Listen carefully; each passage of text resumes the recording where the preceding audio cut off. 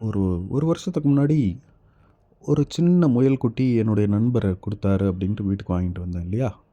ஏற்கனவே ஒரு வீடியோல போட்டிருப்பேன். அந்த முயல் வந்து ஆக்சுவலா சின்ன குட்டிலாம் கிடையாது. கொஞ்சம் அடல்ட் முயல் தான். பெரிய முயல் தான். அது என்னன்னா, என்னுடைய நண்பர் அவர் வந்து வளர்த்திட்டு இருக்கும்போது, ஒரு பேரா தான் வளர்த்திட்டு இருந்தாரு. ஒரு ஆண் முயல், ஒரு பெண் முயல் 2மே வெளியில ஃப்ரீயா விட்டு இந்த கார்டன் சைடுல வளர்த்திட்டு இருந்தாரு. அவரும் பெட் லவர் தான். அவர் ஒரு நாய் ஒண்ணு வளர்த்திட்டு இருந்தார் கூட. அது இந்த டாபர்மேன் நாய், பெரிய நாயி. அது செயின்ல கட்டி போட்டு தான் வச்சிருந்தாரு. எனிஹவ் அது வந்து என்ன பண்ணுச்சுன்னா, அந்த பெண் முயல் அப்படி கிராஸ் பண்ணும்போது டக்குன்னு புடிச்சு போச்சு. ஏதோ ஒரு இந்த நாய் உட்காந்துருக்கவும், அந்த பெண் முயல் வந்து அந்த பக்கமா போயிருக்கு. இந்த நாய் டக்குன்னு புடிச்சு கவ்விடுச்சு.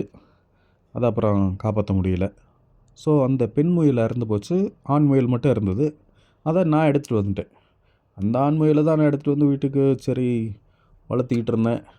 வளர்த்திக்கிட்டு இருக்கும்போது தான் சரி அதுக்கு ஒரு ஃப்ரெண்டு வேணும் அப்படின்ட்டு தான் ஃப்ரெண்டுன்னா உடனே நீங்கள் அந்த இதுக்கு போயிடாதீங்க. ஆப்புக்கெல்லாம் போயிடாதீங்க. அதெல்லாம் தப்பு. அது ஏமாத்து வேலையும் கூட. அதனால் அங்கெல்லாம் போகக்கூடாது.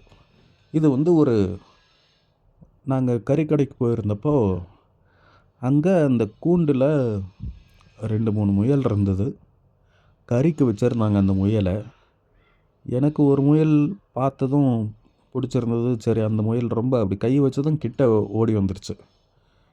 சரி கிட்ட ஓடி வந்துருச்சே அப்படின்ட்டு அந்த முயல் வந்து நமக்கு எப்படி இருக்கும்? ஒரு ஏதோ ஒரு ஒரு நாய் கூட நம்மக்கிட்ட வந்து நம்மள அப்படியே ஒரு பாசமா அப்படி கிட்ட வந்து கால இப்படி தொடும்போதோ, நமக்கு ஒரு ஒரு அன்பு வரும் இல்லையா? எவ்வளோ பெரிய முரடனா இருந்தாலும் அப்போ வந்து ஒரு சின்ன கருணையும், அன்பு வரும் இல்லையா?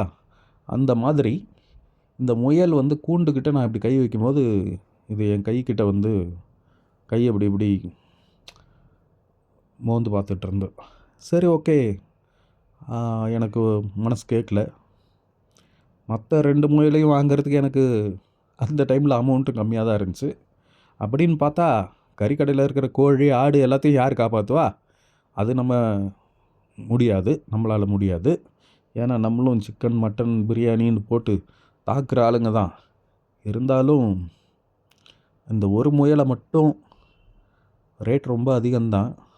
வாங்கிட்டு வந்து இந்த கொக்கோவுக்கு ஃப்ரெண்டா விட்டுட்டேன். அதுக்கப்புறம் அது 2ம் நல்ல ஃப்ரெண்ட்ஸா சுத்திட்டு இருந்ததுங்க. அதுக்கப்புறம்